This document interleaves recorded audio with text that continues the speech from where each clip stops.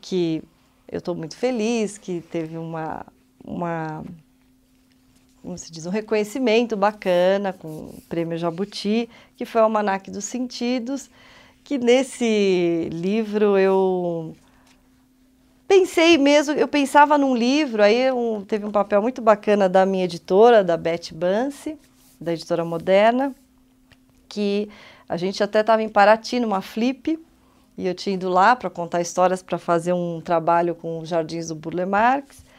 E aí nós estávamos conversando e eu falei, eu quero fazer um livro dos sentidos, porque o que acontece? Eu percebia os 5 sentidos que eu acho. Eu não via no mercado, eu não via livros interessantes sobre os 5 sentidos. Existem. Tem um do Ricardo Azevedo, que é maravilhoso, que é 5 sentidos, e que são histórias ficcionais. Como o texto dele é sempre muito bom, são histórias ficcionais, tinha o texto dele, tinha livros de experiência sobre os 5 sentidos, ou seja, eu percebia que era falar de 5 sentidos no livro didático, por exemplo, tive uma decepção muito grande, quando eu olhei os 5 sentidos ali, pobre, assim, em 2, 3 páginas, dizendo sempre a mesma coisa, e daí eu pensei que era um assunto, né, tão importante, né, para a educação, para se perceber os sentidos que fazem essa nossa relação tão rica com o mundo, né? E então quando pensei, e aí eu falei, mas eu queria dizer de várias maneiras. Ela falou, por que não um almanaque? E aí quando ela falou a palavra almanaque, me deu uma liberdade muito grande de poder transitar, poder criar um universo rico para os 5 sentidos. Assim eu imaginei e fui trabalhando. Então, estruturar foi muito difícil, chegar em que estrutura teria esse livro, né? Porque ele tem... eu sabia uma coisa, que eu queria que a literatura estivesse presente, mas não de uma forma utilitária, mas que ela estivesse presente. E aí eu achei um caminho, eu achei que uma história abriria cada capítulo. E depois eu pensando, revendo o texto, ou na época em que eu estava, eu falei, acho que ela está funcionando como algo que encena esses 5 sentidos, esse sentido que eu estou começando. Então ela encena, mas ela está ali como uma abertura, e que depois eu nem toco nesse texto. Entra um outro texto que é diferente, é outro ritmo. Então, eu acho que acaba que a leitura do livro ele tem vários ritmos mesmo. Como tornar verossímil, acho que de alguma forma, como tornar interessante, como ser uma construção que leve que tenha um sentido, né? E até o nome que eu pus, almanaque, não é o almanaque dos 5 sentidos, é o almanaque dos sentidos. E que também, né, dos sentidos todos, né? Aí eu pensei até, não, almanaque dos que estão sentidos. Não, mas não foi por aí. Mas acho que esse universo que se abriu nesse livro, acho que para mim, dessa relação com o mundo, com a literatura, tanto que os textos literários, digamos assim, não são textos, digamos, contemporâneos, no sentido, eu trabalhei em figuras mitológicas, figuras distantes, né, num mundo distante mesmo.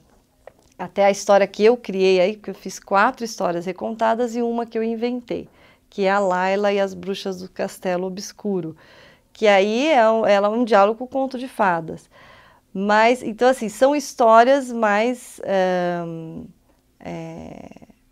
mitológicas mesmo. Para o paladar eu escolhi o Simbal Marujo. E tem toda uma devoração, tanto da comida, tem um jantar maravilhoso que eu descrevo, que eu busquei no livro das Mil e Uma Noites, da tradução do Mamed, que é maravilhosa, e aí as devorações todas que existem, porque tem um monstro que devora os navegantes, que estavam os marinheiros todos e tal. Então, acho que foram... eu busquei, parece que assim, é até um contraste, né? Abre com uma história longínqua até, e mais forte, né, das histórias significativas, né, e de repente, como tem princesas, príncipes, onde tem seres que não existem, e de repente o capítulo que vem depois é um bate-papo super coloquial. Então, acho que é essa linguagem do almanaque que eu me dei muito bem, me senti muito à vontade.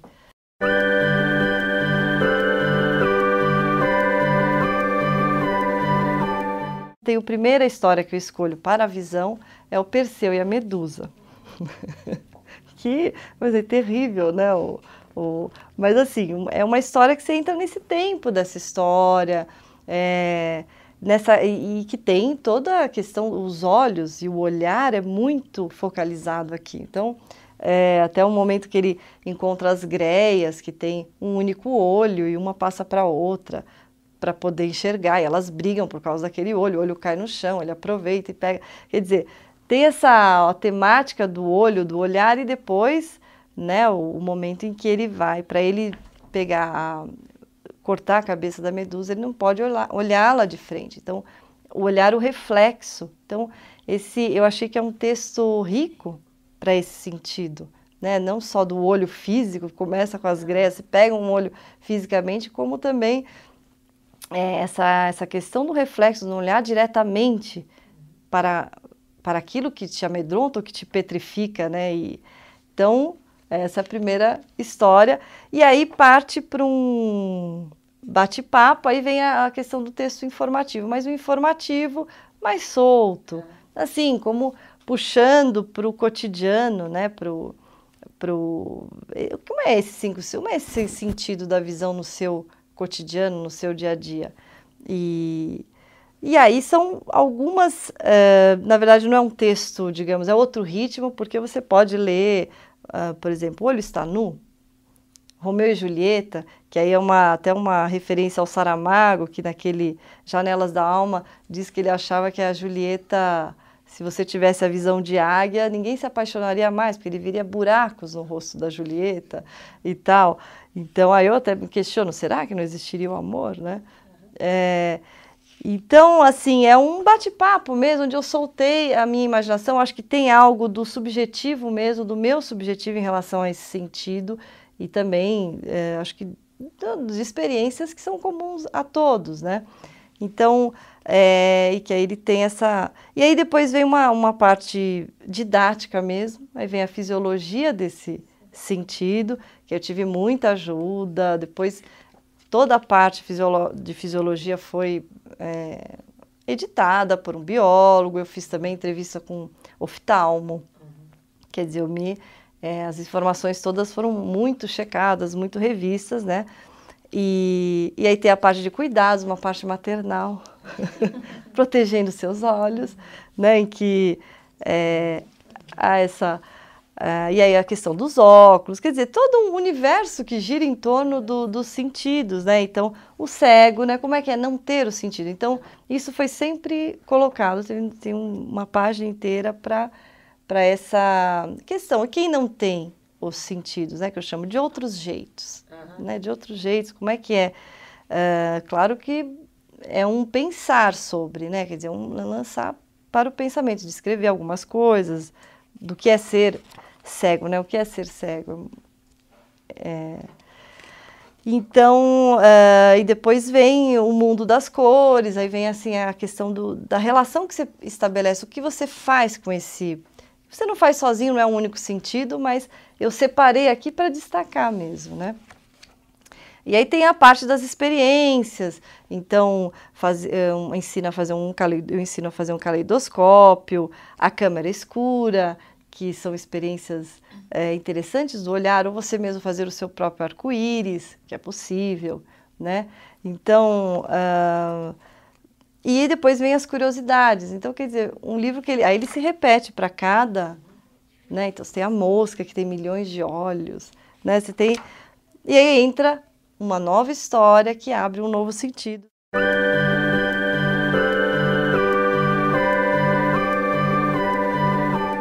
Eu fiz um reconto da moura torta e que eu aumentei algumas coisas, quer dizer, as laranjas tiveram perfumes, tem toda a questão dos cheiros, eu trabalhei, destaquei muito e foi possível, né, um reconto com... e acho que também uma questão desse livro é a parte das imagens. Então, essa página é uma página que eu gosto muito, eu acho que o Arcimboldo aqui foi perfeito. E foi muito bacana poder também, que a editora me deu a liberdade assim de fazer toda a pesquisa iconográfica, fui eu que fiz toda a pesquisa. A ilustradora é a Maria Bernick, é uma argentina, uma ilustradora que foi selecionada para o catálogo de Bolonha, tem um trabalho maravilhoso, as aberturas acho que deram um respiro para o livro, né? Aquele momento da história, daquele outro tempo que você entra.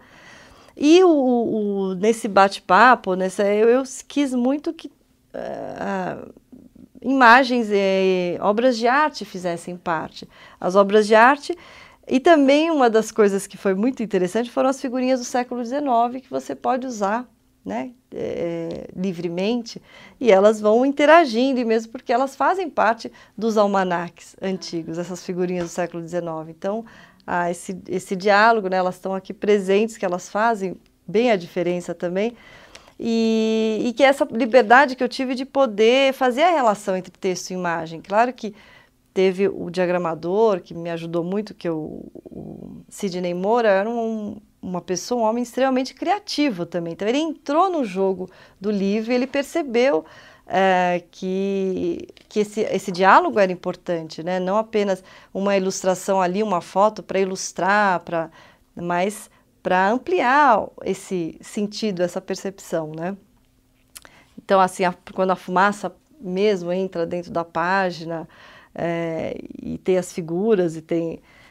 então, eu acho que esse processo, né? Quer dizer, tu não gosta muito dessa página também? Que esse é o olfato, né? E que eu acho que eu pensei assim, num livro assim, que fosse instigante, né, para a criança em termos de imagem, também a imagem levasse, e não necessariamente as imagens estariam a página, o todo, que dava o mote para as ilustrações, né, quer dizer, não cada texto precisava, é um conjunto que faz, né, então, aí teve ilustração, ilustrações, fotos, né? Então, foi um livro muito trabalhoso, assim, foram 3 anos trabalhando nesse livro. Assim, desde pensá-lo, porque até para achar o caminho é muito difícil, até como num texto de ficção.